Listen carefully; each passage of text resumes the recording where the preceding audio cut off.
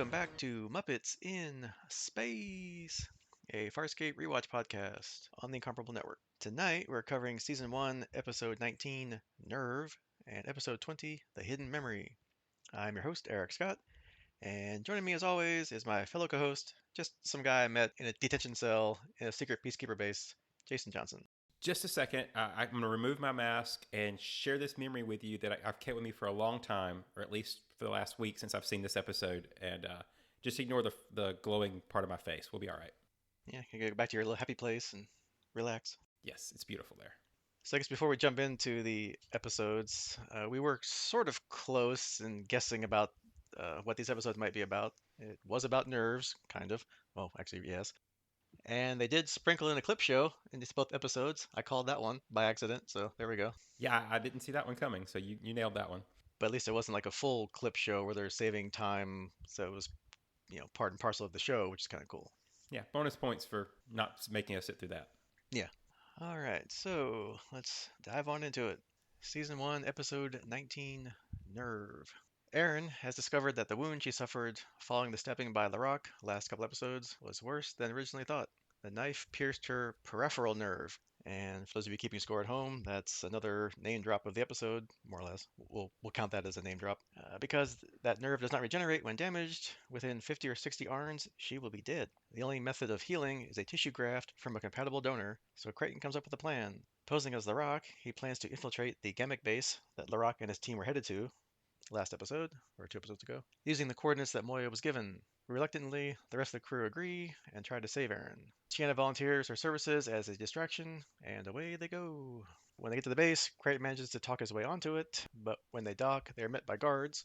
He uses Larock's ident chip and passes through the security checkpoint, and he and Chiana proceed to the base's bar, of course, because that's where you go, to acquire information. Chiana is flirting with everybody she comes across, while John talks to Commander Javio, the commander of the base.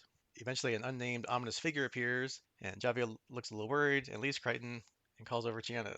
Chiana reveals that she is behaving like she is a distraction to draw attention away from John. As the two proceed to their temporary quarters, Crichton is required to give more ID verification, but this time, in addition to the identity chip, he must also submit to a genetic verification.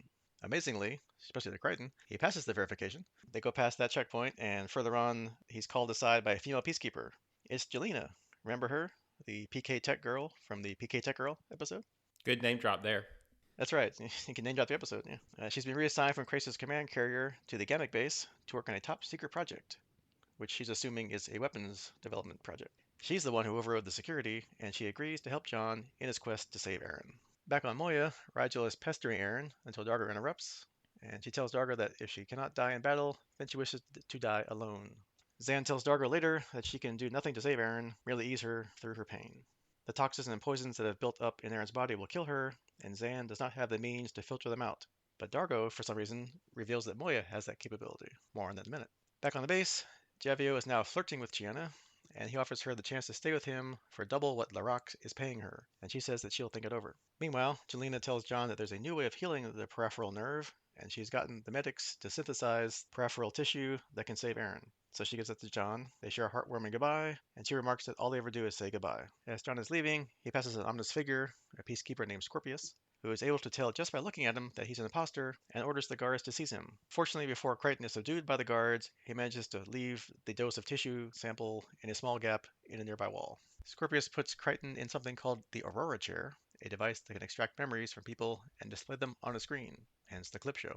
Scorpius wants to know who John really is and whom he's working for. Crichton attempts to continue the charade, so Scorpius begins the memory extraction, which causes Crichton extreme pain. Back on Moya, Zan and Dargo have hooked up Aeryn to Moya, so Moya can filter out the toxins in Aeryn's blood to slow her death. Back on the surface, Chiana and Jelena discover that Crichton's been captured, and they try to find him. Javio has done some checks on the missing Leviathan, and relays the information on Moya and the escaped prisoners to Scorpius. Scorpius finds memories of Crichton's encounters with Krace. Javio recognizes him, telling Scorpius that Moya escaped from Krace's convoy.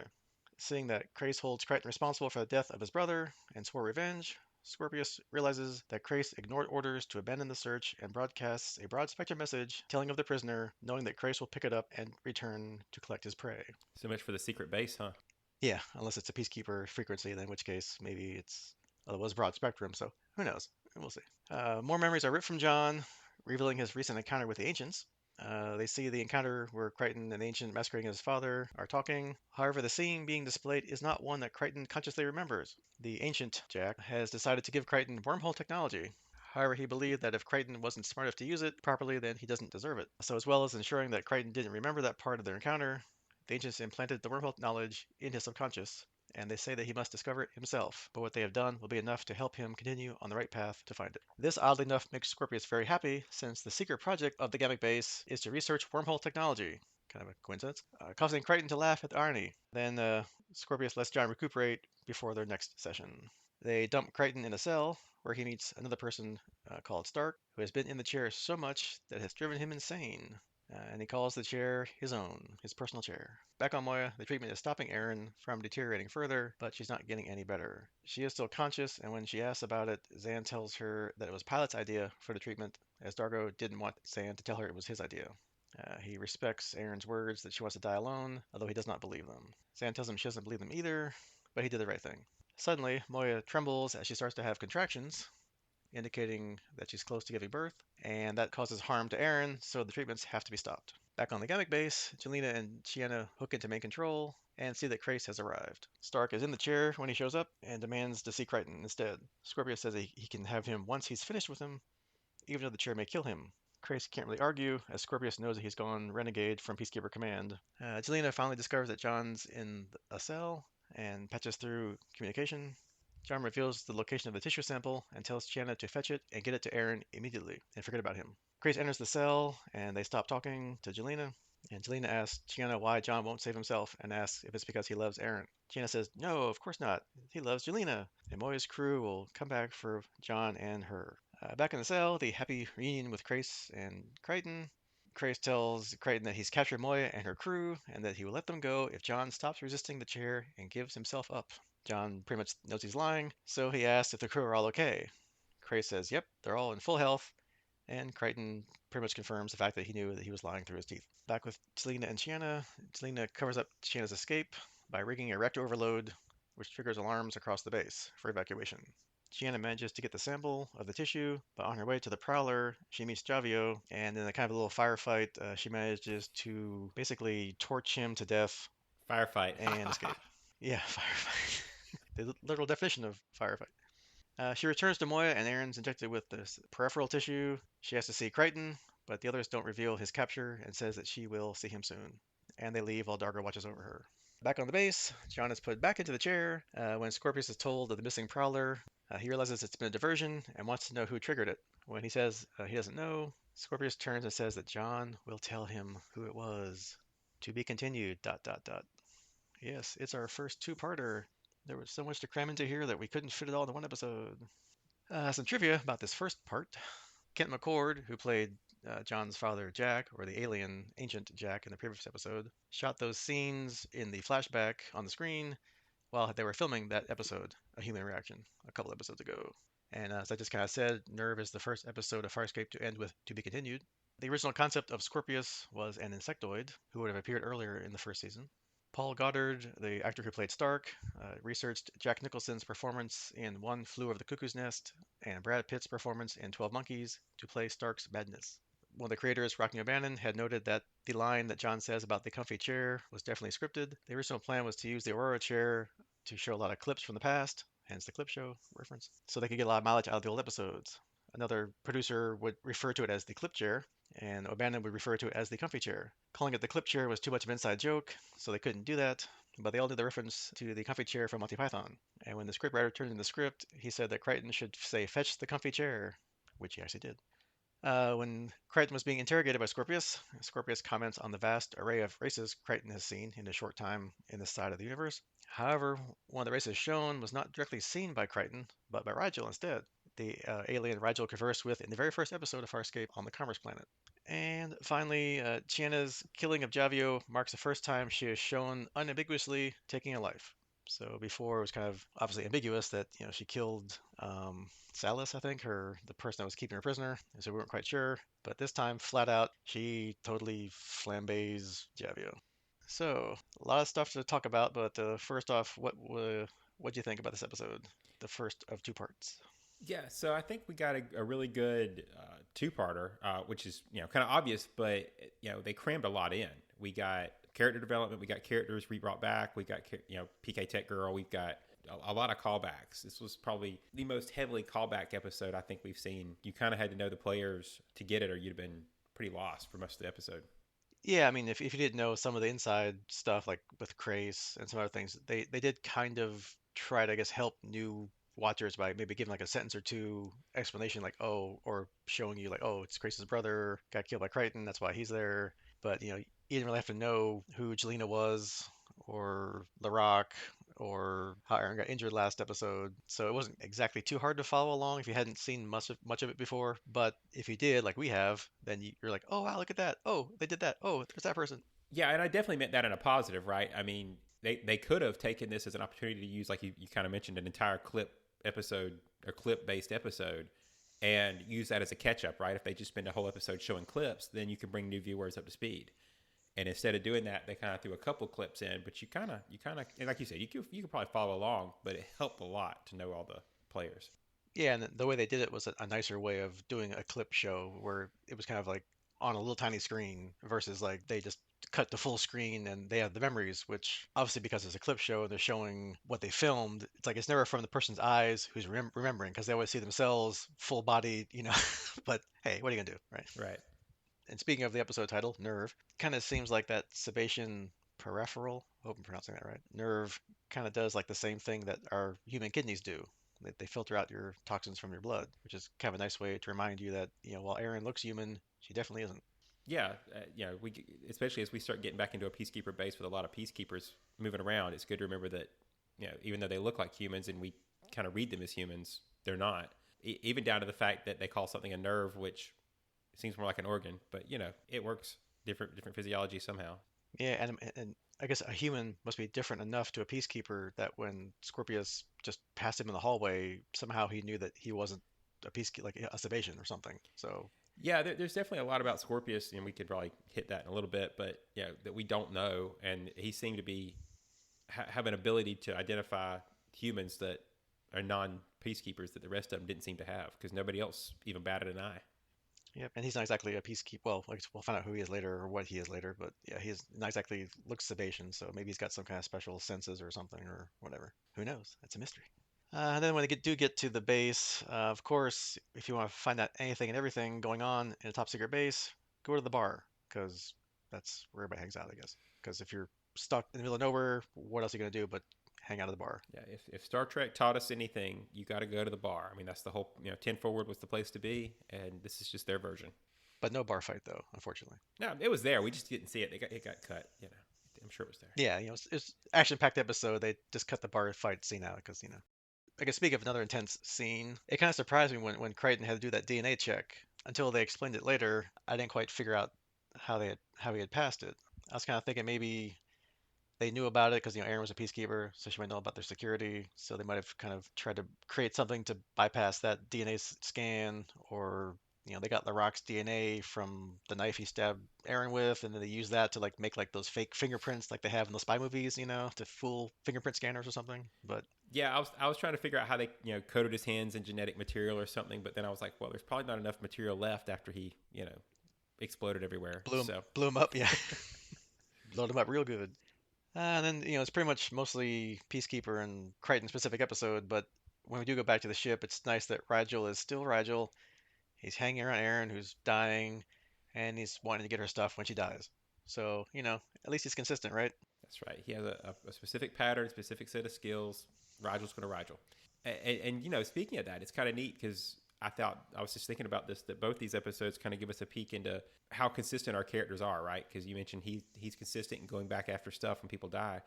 And we also get some consistency in Dago's reaction to Aeryn being hurt, right? He's bonded with her as a fellow warrior, and so we get his reaction to helping her out in this episode, and then we get his actions in the next episode, which we'll get to in a minute. But he both consistently acts like himself. So I think Dargo also gives us an idea of moving forward. Yeah, I mean, he's still honorable towards her. He's, obviously they're, I guess, friends now because they've been through 19 prior episodes worth of stuff. So he's trying to honor what she wants, and she wants to die alone. But at the same time, he's like, well, maybe I'll give Crichton some time and make her die slowly. So, hey, here's an idea. How about we hook her up to Moya and siphon off some of her toxins? But, at least worst case, if it didn't work out, then he would still honor her wishes, right? Yeah, but we've come a long way from the first couple episodes where everybody wants to leave everybody at the drop of a hat, just leave them behind. Yeah, and the fact that, the only good peacekeeper is a dead peacekeeper to, Dargo in the beginning. At least now, the only good peacekeeper is a dead peacekeeper, except for this one right here that I've bonded with. So, Right. yeah, I mean, this thing was, obviously jam-packed, like we had said in the recap. I mean, it's just go, go, go, right? There's no, like, downtime. So there's kind of a lot of, like, tell, don't show stuff, I guess, to conserve screen time, where Jelena just kind of gives Crichton the magic peripheral nerve drugs. Oh yeah, I talked to the scientists and I got it for you. Here you go. Yeah, I mean, maybe we could have shown a little bit more of that, maybe, or I don't know. It just seemed like here, this is that major plot point done. Yeah, and like you say, they kind of hand wave it. At the same time, you kind of get it. Kind of shows almost right off the bat. It tips the hand that that's not going to be the major issue, right? I mean, that they were too close to the beginning for John to get clean escape, and so by hand waving that away and giving him the antidote or whatever we're going to call the tissue, and he's happy and goes on his way. I was like, okay, so either China's going to get stuck and can't get away, and he's going to have to come back for her, or in this case, he got caught. But you knew it was going to be too easy because that was just too quick in and out. Yeah, and then we'll lose our fun of this episode and next, spoiler alert, of the fun time with Scorpius and the Aurora Chair. Comfy chair. Yeah, the comfy chair, the comfy Aurora chair, which is kind of cool. And if you want to tell someone's lying or not, the best way to do is to show their memories, right? So hook them up to a chair and unfortunately forcibly extract their memories because I guess even if you wanted to give them something, it still hurts like crap apparently. So and it's a good chance to like overreact and play it up for you actors. So it's always fun, I guess, for them to choose some scenery and act like they're in intense pain and squint a lot and sweat. Yeah, as science fiction has taught us, any memory extraction has to hurt. That's just the rule. Yeah, that's the trope, I guess.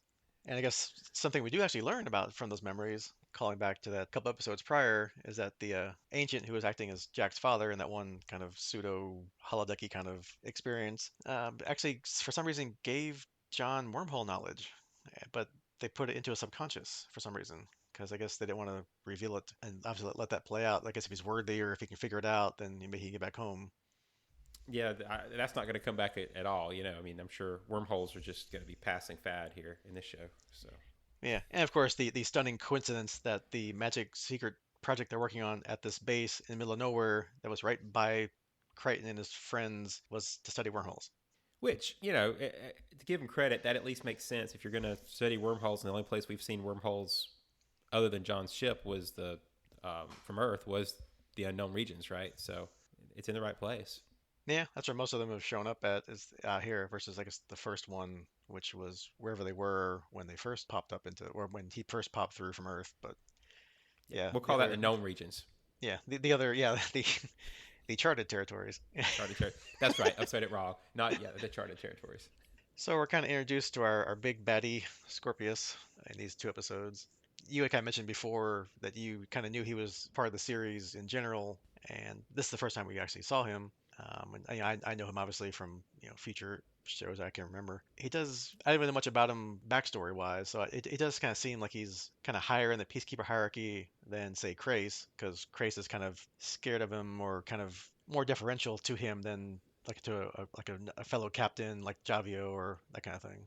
Yeah, I'm not really sure, where he came into the series. Obviously here, but from my memories, I used to see this show advertised, and he was in a lot of the commercials. But if you ask me how he fits into the show overall, I still have no clue. So that'll be interesting to see. Obviously, not in a friendly way. Yeah, obviously they aren't really got off to a good start here in these first couple episodes. No, if they become best friends later, we've got some character development to do.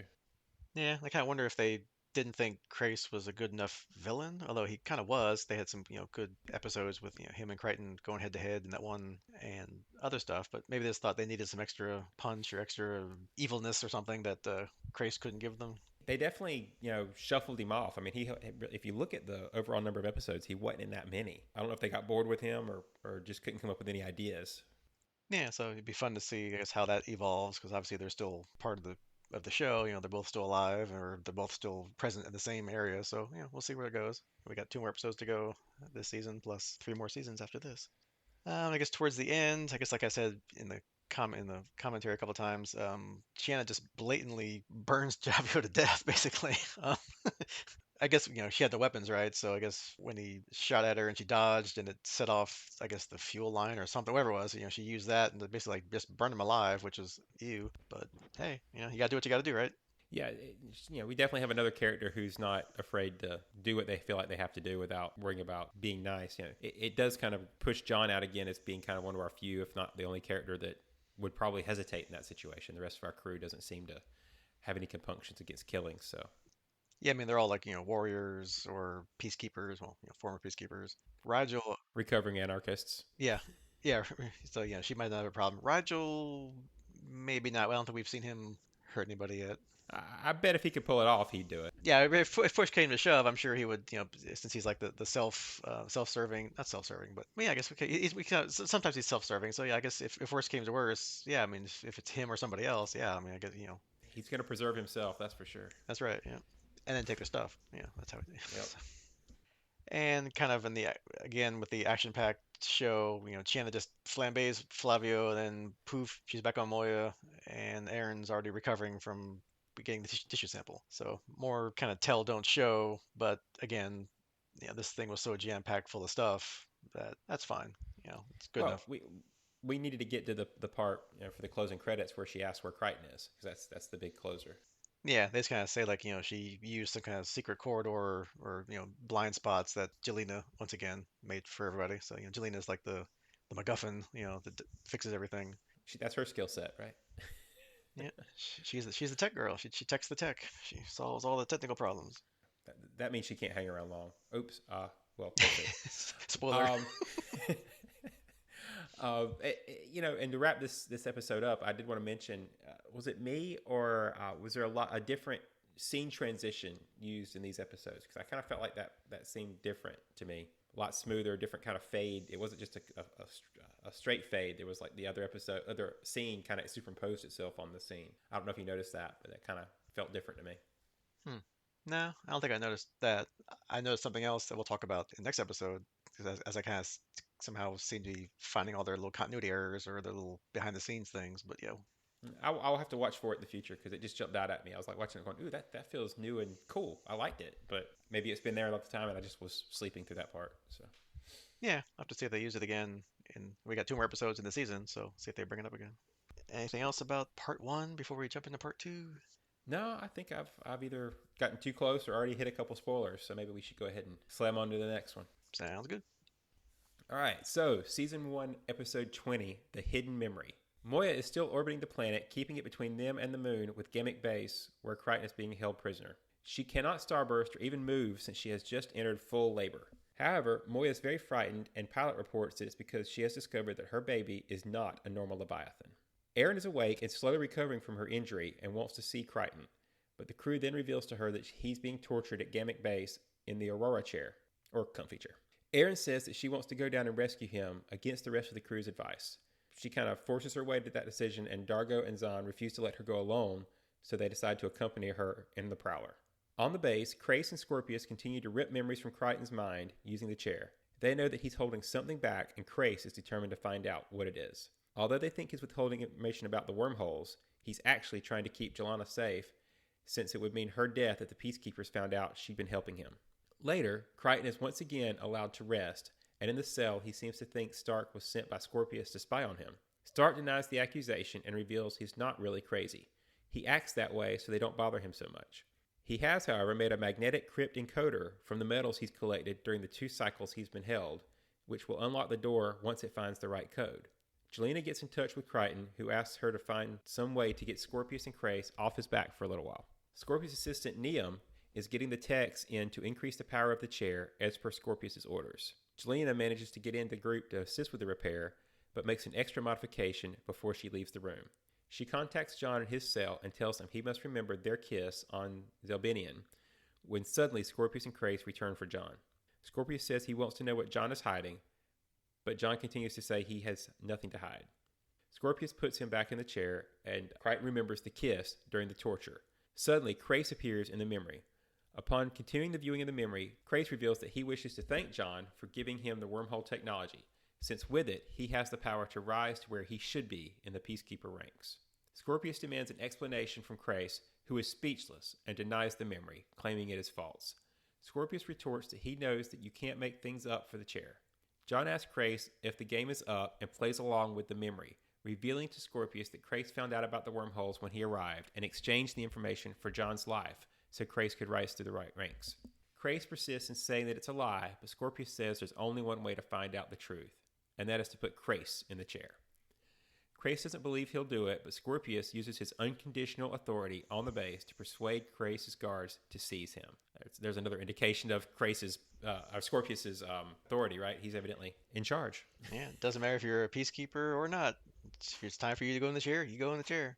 He'd get along with that guy from the earlier episode who wanted to mind wipe everybody. Yeah, right. They'll probably get along quite well if they meet later. While Aeryn finds a way into the base, leaving Dargo and Zan waiting on the surface, Stark helps ease Crichton's pain in their cell. Stark gives him just a few thoughts, which brings John back from impeding madness. Stark reveals that he's a member of the Bannock slave race who have been virtually wiped out by the Peacekeepers. He was kept alive as he was found interesting, but the energy under his mask allows him to hide his feelings and cloud his thoughts. And it's a really cool special effect. Aeryn has infiltrated the base and finds Jelena, thanking her for saving her life. Jelena tells her that Scorpius thinks John is blocking a memory of the wormhole technology, but she reveals it's actually to do with her, as John is trying to protect Jelena. A short while later, Aeryn tells Lieutenant Heskin that she detected a signal coming from Crichton's cell while on Crace's command carrier. He believes there is no signal, but when he scans, he picks up the signal from Stark's magnetic encoder, so he opens the cell. Aeryn knocks him out and takes Stark and John away. Although Crace's memories proved that his alliance with Crichton was a fabrication, they also show everyone that he killed Lieutenant Teague, and Niam reveals this is the memory he was trying to hide. A security breach is announced, and Scorpius orders the base sealed so Crichton can't reach the surface. Stark manages to get away, but John, Jelena, and Aeryn are forced to hide under the floor. Jelena finds out that they require a senior officer's ident chip to escape, and Aeryn goes off in search of one. Back on Moya, Pilot reveals that a vacuum must be created inside of Moya for her to give birth. He probably should have mentioned that earlier. Without enough time to reach Pilot's den, Chiana and Rigel have to hide together in a pressure tank. Pilot reveals that he can see the child, and Moya gives birth. In her search, Aeryn finds Crace in the chair, and she asks him if he is now irreversibly contaminated. He says that he is still her superior officer, and she will release him. Aeryn tells him that she is no longer a peacekeeper, and she lost everything because of him. But everything she has learned since she went on Moya has made her realize that being a peacekeeper means nothing to her anymore, and she will never go back. She takes his ident chip, and as Crace says he will track her down and kill her, she replies that she will show him by giving him his life, and she cranks up the chair, leaving Crace screaming, and leaves without looking back. And that's probably my favorite part of this episode. I love it. It definitely was good closure for Aeryn, wasn't it? Jelena asks John if he wants to be with Aeryn, and she needs to know before she gives up everything. But Aeryn arrives before John can answer. As they escape, Jelena asks Aeryn if she wants to be with John, and Aeryn avoids the question, saying if she doesn't go with them, she will be killed. Jelena says she can take care of herself and runs off. Moya, meanwhile, is repressurized, but the portion of the offspring isn't able to get past a vent. Pilot gets a visual of the offspring, and we see it is covered in weapons. When Dargo broke the contraceptive shield half a cycle ago, the catalyst released must have contained the DNA to produce weapons. Pilot cannot say who will control the male offspring, as it panics and charges its weapons to try and break free. China goes down to try and help, but tells Pilot the only way to cut it free is allow it to fire a low-level blast. China escapes the duct, and the offspring breaks free, and everyone is unharmed. On the surface, a shootout ensues. John reveals his secret memory to Stark, and Stark reveals he was hiding the memory of the place he lived as a boy. As everyone is escaping following the crossfire, Scorpius grabs John, saying he cannot leave with them. Jelena appears, but she hesitates, and Scorpius shoots her. This distraction allows John to break free. Scorpius runs for cover, and John picks up Jelena and carries her away. The crew return to Moya, where Pilot says Jelena scrambled the channels before she left, so no one will be able to detect Moya for a while. However, they cannot move very far and are unable to starburst with the offspring. Pilot confirms that Moya's child is a boy, and he is in good health. However, it is clear he is far from normal, as his appearance is a cross between a regular Leviathan and a Peacekeeper ship. John asks Jelena why she came back for them. She says she realized that they would have found her out and killed her. She tells him that she loves him, and as Stark enters, Stark shows her the place he once saw and eases her pain, and she says it's a beautiful place. Zan and Stark leave them alone when Jelena asks John if John would have loved her if things had been different. He says yes, and she asks for one last kiss before passing away. A little trivia for this episode: there was a power cut in the studio directly after filming the scene between Aeryn and Crace in the Aurora Chair. Claudia Black remembers saying, "There was one revolution of the chair, and Lanny was screaming, and we lost power. The entire unit shut down. We lost light, the chair stopped, and there's Crace in the chair. It was a classic moment, a blood-curdling scream, and the power stopped." Also, visual effects director Paul Butterworth was able to use some new techniques for the approach to Gamma Base. The base itself was a large matte painting projected onto 3D geometry, so you could actually do flyovers of it. So essentially, rather than build everything in a detailed 3D form, we could get away with a painting. Production designer Ricky Ayers remembers the design of Moya's baby, saying, "The design for it came about fairly rapidly. I had a wealth of Farscape reference, a Bible, to draw from. One idea was for the exterior of the ship to become chrome so that it had an inbuilt cloaking device. Ultimately, what we tried to do was imagine that he was either going to be something that looked Peacekeeper-like in Moya's colors or something that looked Moya-like in Peacekeeper colors. Also, the reference to Peacekeeper Barbie was definitely from Ben," recalls Rockne O'Bannon. "None of us knew when we were writing it that Scorpius would have a beautiful, long-haired assistant. Ben walked on the set, saw her, and came out with that. It was a total Benism, and it was absolutely perfect." He continued to note that there's a whole second language to the show. You refer to things using references to other stuff. 99% of the time, when you're plotting a regular show, you can't make those sort of references. But on Farscape, we had the opportunity to use it because we wanted John Crichton to represent us. His cocky attitude was the perfect opportunity to introduce that sort of stuff. Finally, Rigel's hand on the fogged window is a spoof from the scene in the car in the 1997 movie Titanic. The idea was thought up by Rigel's puppeteer, John Eccleston. So, Eric, any thoughts on this one? Yeah, I mean, I guess being the second of the two-parter, and it's about as jammed full of stuff as the first one, so this is, I guess, kind of like it could be like a mini movie, basically, if you put both of them together. But yeah, I loved it. I mean, it was probably one of the better ones that we've seen so far this season. A lot of action, a lot of callbacks still. We had last episode. A lot of great acting. Like I said before, everyone loves to overreact in the comfy chair, scream and wrinkle your eyes and sweat and drool. So yeah, it was fun. And And knock out the power, evidently. yeah, apparently it's you can scream so loud you can shut down the power on the set. All right, so where to start? I guess we can go back to the beginning of the episode. So last episode, Aeryn gets the nerve regenerator, and she's still a little weak, and I don't know how many minutes or whatever since that, but now she's like up and getting ready to get dressed in peacekeeper clothes and ready to go assault the base on her own. Yeah, I mean, they did take a couple of times where they pointed out that she was still not at 100%, but she pretty quickly got back into action, right? I mean, it didn't take her long to be a functioning peacekeeper. Yeah, I mean, from all the running around, again, all the running that she was doing on the base, yeah, and you wouldn't have known that, she was, near death like yesterday, right? But hey, Yeah, where's the fun if we got to sit there for an hour, right? Or, a couple days before we go save him. We don't have that kind of time. yeah, I mean, this is so action-packed that you can't be like, have her like, oh, fall down or stumble. It's like, nope. Okay, yeah, she's kind of a little weak, a little, woozy or whatever. Okay, go, go, go.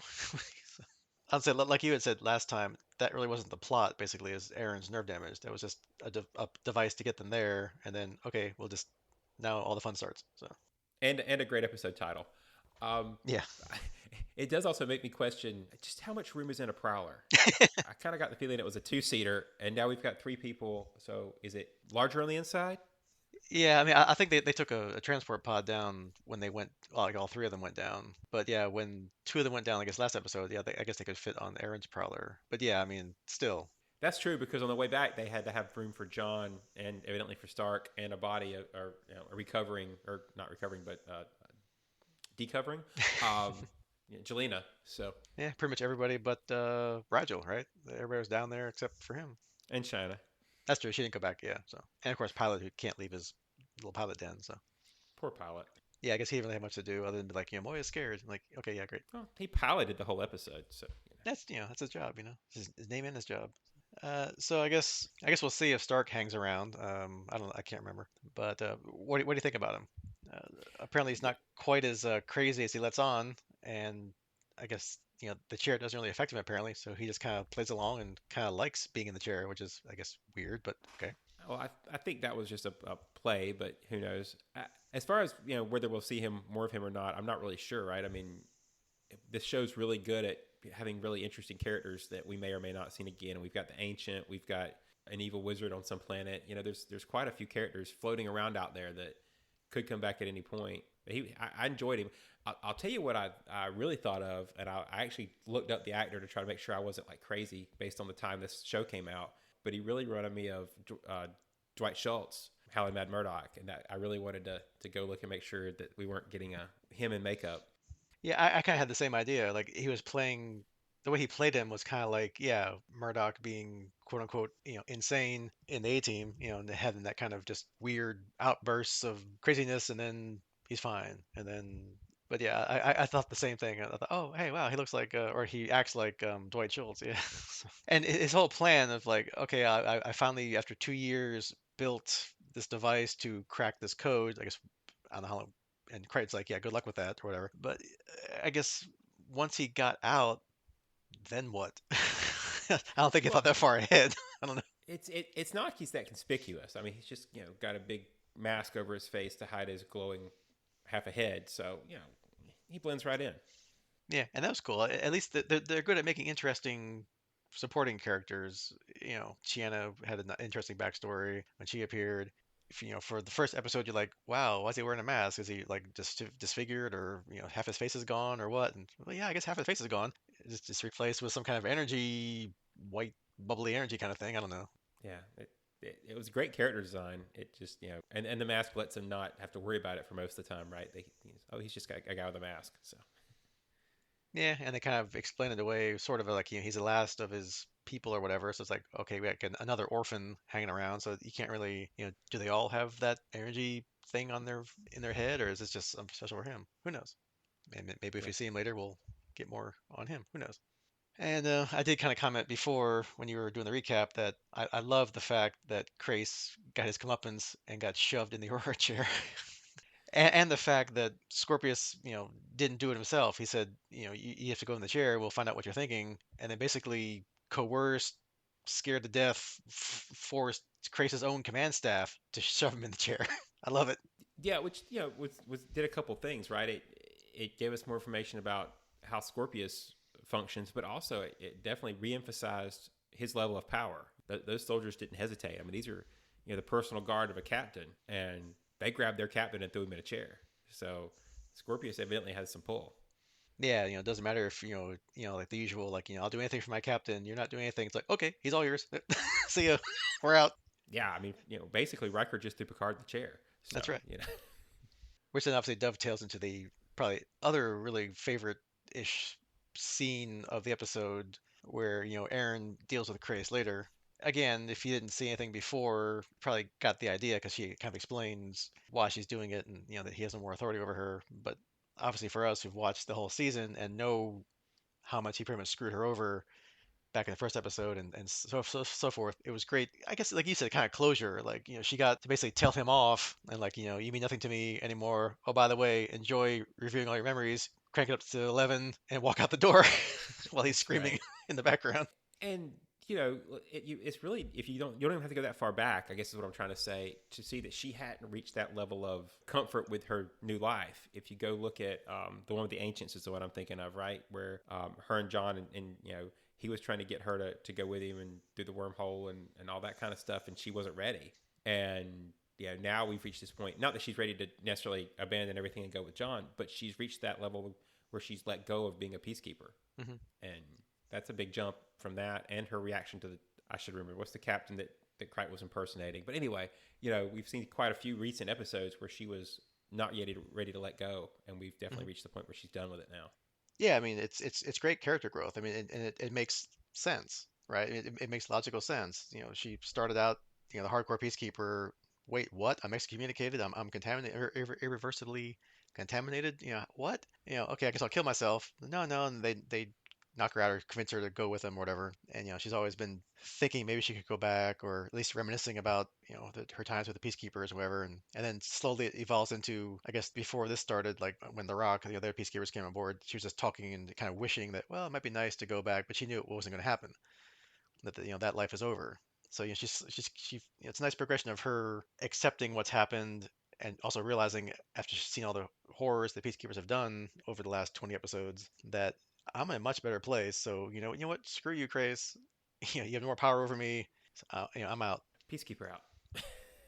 That's right, Peacekeeper. Not like she dropped the mic and left effectively, but yeah, that's pretty much yeah. Yep. And then I think I talked about it before when I caught like a little.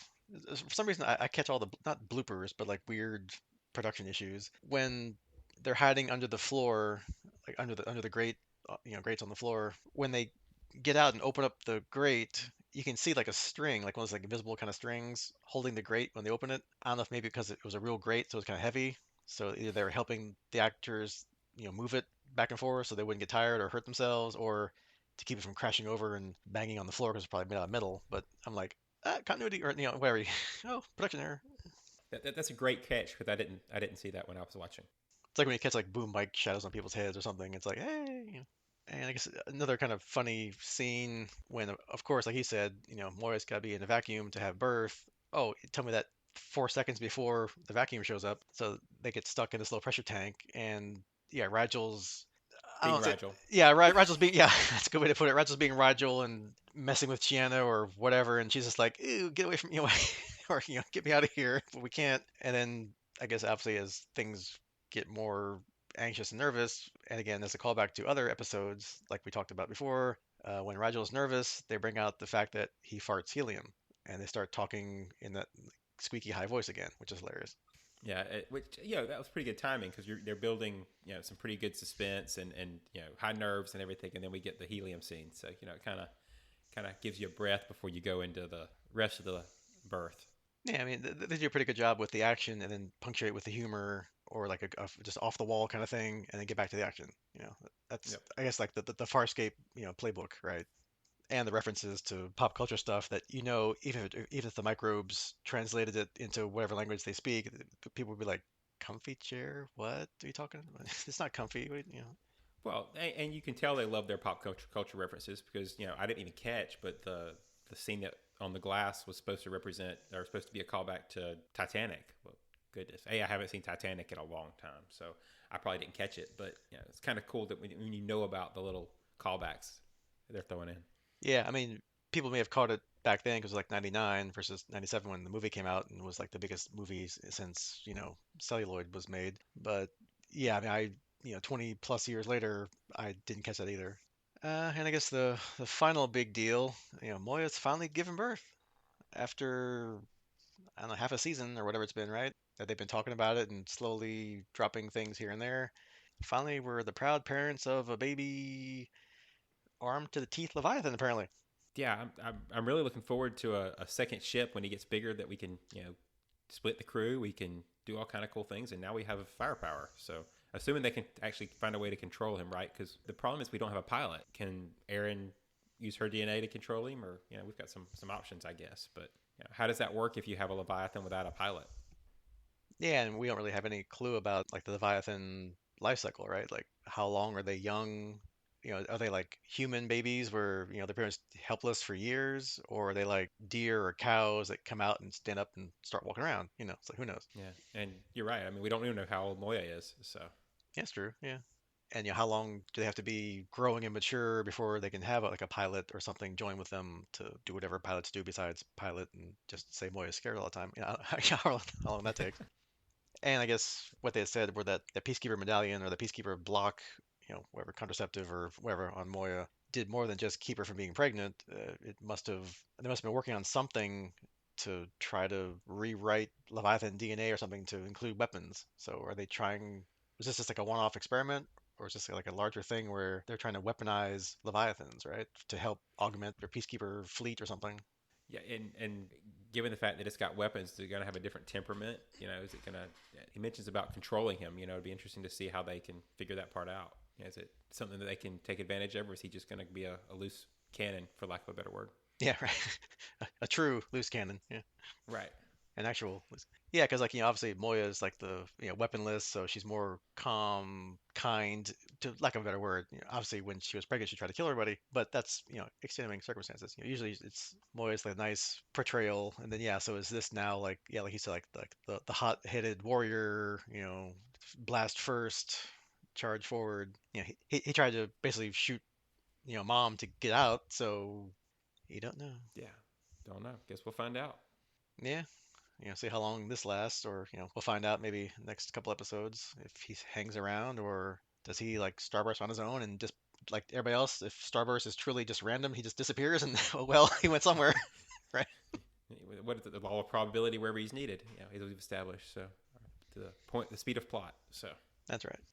Any other comments in general on this episode, or just over the both of them? no, I think we've commented a lot on everything that we liked. We definitely got our first, as you mentioned earlier, our first two-parter.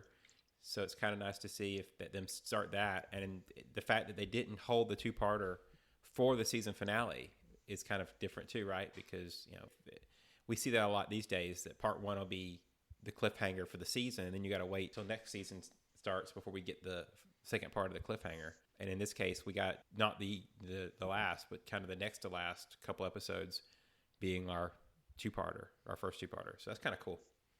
Yeah, I mean, it makes you hope that the final two episodes, or at least the final one here next time, will be even better than this one, right? If they knew what they were doing, then maybe they kind of teased you with this one, like, wow, they can't top this. Okay, stay tuned for next week. Right. But yeah, I'll agree. I mean, these were two great episodes, or one big one, however you want to look at it.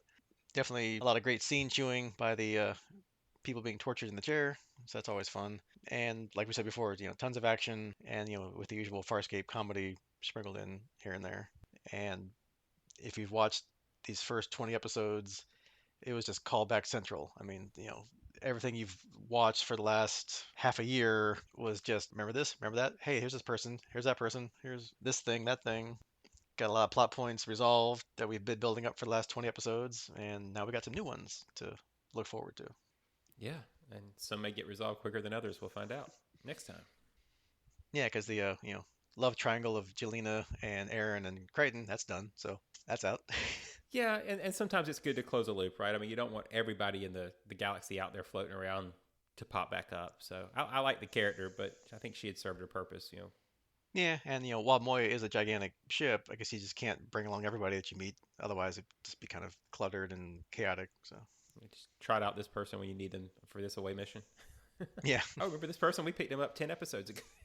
yeah, they've been wandering around Moya for the last year, just kind of off there somewhere, and she's so big, they're just on different deck. We never saw them again, but yeah, they're still around. No. All right, so like we said, next time the big, gigantic, larger than life, pulse pounding season finale of Farscape season one.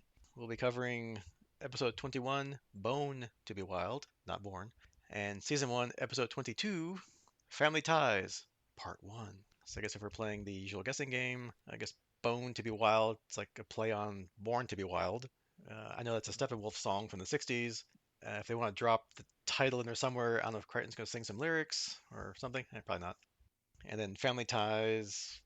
I mean, obviously it's not the Michael J. Fox sitcom from the 80s, so probably something family-ish. So obviously we got a new family, Moya and her baby.